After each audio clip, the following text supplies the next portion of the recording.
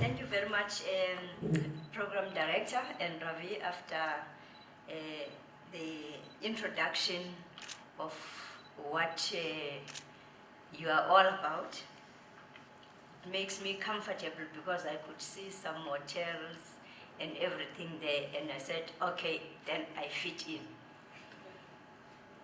A very warm welcome to South Africa, to all the delegates of this conference. I bring you the warmth and the love of South Africans, which is a gateway to Africa, and fast becoming a destination of choice, be it leisure, be it business, and we continuously also boast our world-class standards and services in everything that we do. We call ourselves a value for money destination. So you are warmly welcome. As I was coming up the stairs, coming to the conference venue, I had the staff of the Hilton hotel greeting me outside, not because I am the Deputy Minister of Tourism, but what they amazed me in the times I used to come to this hotel. I came for lunch in the dining hall one day, and they asked me if they could bring me a drink I drank on the day I was here. And I was amazed.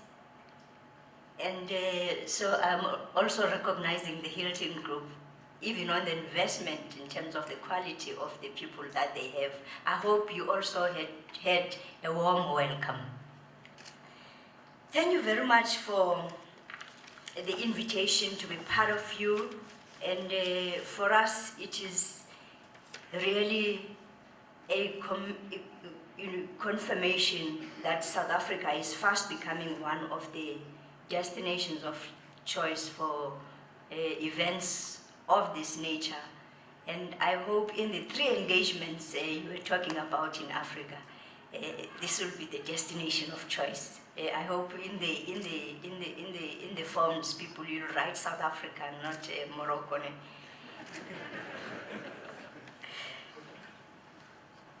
I stand here representing South Africa, whose tourism contribution at the moment stands at about 9% of the GDP. And it is the fast growing sector that has been resilient over the period. And we also form the economic powerhouse of Africa.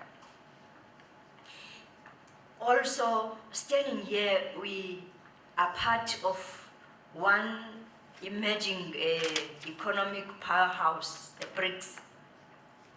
And therefore, when you look at us, you are not only looking at us as just South Africa, we're looking at us as a gateway into Africa, but also as part of the emerging economies of the world, that should you be investing and participating in investment opportunities within here, you won't have lost it. Instead, it will be a gain forever. And when we're looking into the current demographic profile, we are looking at a rapidly expanding middle class that has got spending power. And some of them are here, and I was so fascinated that I would be part of this kind of a session that brings together a lot of developers, architects, interior designers, builders, everybody you can think of. And I was wondering within myself to say, to what extent do we find ways where we integrate what we are doing?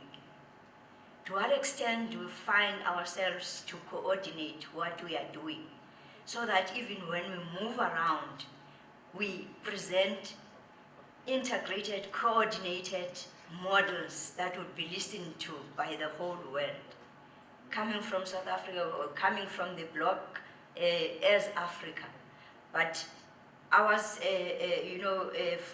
comfortable that this platform begins to look into how even business itself, your suppliers and buyers that are coming together over the 2 days, will also look into how we can work together, diversify even from those other areas that one has been focusing on, to also take up opportunities in the other emerging development trends. And from the tourism point, we are happy that we are in an industry that continues to grow, but in the long run, we are confronted by an increasing pressure on our natural resources. It's not just here, it's a worldwide thing. And therefore, when we have these platforms, we have to create that awareness of beginning to understand the triple bottom line of our people, the planet itself, whilst we're looking into our profits as businesses. So we're looking at companies that would be looking into issues of good corporate governance, that looks into social development, that looks into environmental protection, whilst they are looking into profit generation. We are investing a lot in skills development that would create awareness for people to also get a sense of how to balance these things over the period as we invest. And we are saying, when we look into the growth of the tourism industry and the diversification that it is taking, because, for instance, if you talk South Africa, we have been known as a safari destination. A lot of travelers who come here have been looking for safari experiences. But it has since been growing and growing to include your culture and heritage, to include your community tourism and every other products. But on top of it, people are looking for experiences, and therefore the investment in our people becomes very critical. And when we're looking at what then we do in terms of diversifying our products and offering, we are also looking into the supply side and the demand side as part of tourism. And on the supply side, we're looking at how innovation can support our carefully balanced approach into leisure, into business, or events tourism. Whilst we also are looking into investment into the building of skills within the industry and nurturing the culture of service excellence. Whilst on the demand side, we're looking into how we diversify our source markets to hedge against external economic shocks and regional instabilities. So together, this innovation on the supply side and expansion on the demand side render the country and tourism sector attractive for local and international investors alike. So we hope we'll be taking interest when we have we share experiences over the days to understand practically what we are doing and what are the opportunities that we have. As we're indicating, we made a lot of investment in infrastructure during the World Cup. It is still assisting us to grow the industry, but also there's also projections of further growth within the industry. This is an industry that projects further growth, and from a recently PricewaterhouseCoopers report, on the side of accommodation, we're looking, and there's a projection that was combined that rose to about 14% in 2030. And that in itself indicates that there's more and more interest that is coming in for investments within Africa.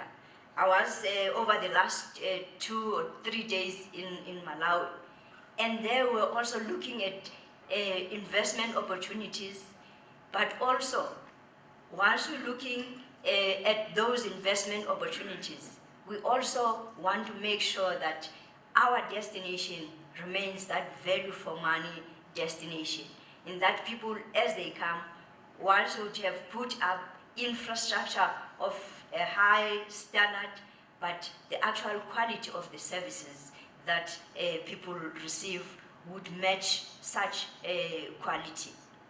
So as you are here,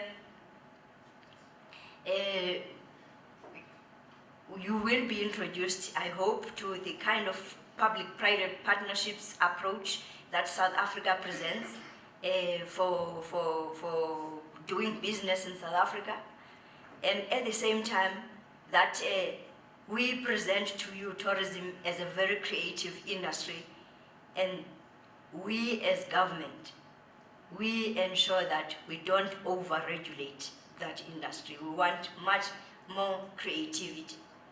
And as we look into the natural resources that we have worldwide, as I indicated earlier on, we want to ensure that we protect it, it can sustain us moving forward. And on the global debate, we are looking on the indicators and metrics of ensuring that as we grow as a destination, we are able to carry those people as they come in. So we are looking here at a sector that is positioning itself to be a destination of choice that people would find value for money, as I indicated, but whilst we're bringing in more numbers that would create the much needed jobs, we ensure that we sustain that environment. So whilst we are looking into the numbers, we are not really chasing on the mass tourism like other parts of Southern Europe. We are always conscious of having to preserve our environment because we have conservation areas, we have sensitive ecosystems, and we have our local communities that we want that they continue to give you authentic experiences and experiences that would make you to want to leave some of your countries, especially during seasons that would you would not find in your places to come and make time in South Africa, knowing for a fact that we are capable of sustaining our environment. And here, as we are looking into the investment opportunities within Africa, if I may just take a little moment to share on some of the tourism investment trends according to Ernst & Young 2015, a study that he conducted on Africa attractiveness. It indicates that 2015, there has, of course, been some decline in the greenfield foreign direct investment projects worldwide. But what has happened in Africa, although they fell by about 8.4, we also remain above our 2008 levels. And furthermore, that the foreign direct investment created about 188,000 new African jobs, which is a 68% increase. So investing in Africa will be creating an opportunity for our young people and at the same time contributing into the GDP. And here you are in South Africa, which is the anchor of the regional economy. And also, adding to the Ernst & Young survey results, it continues to say tourism has evolved into a key economic driver for many destinations, promoting income growth and job creation in local communities.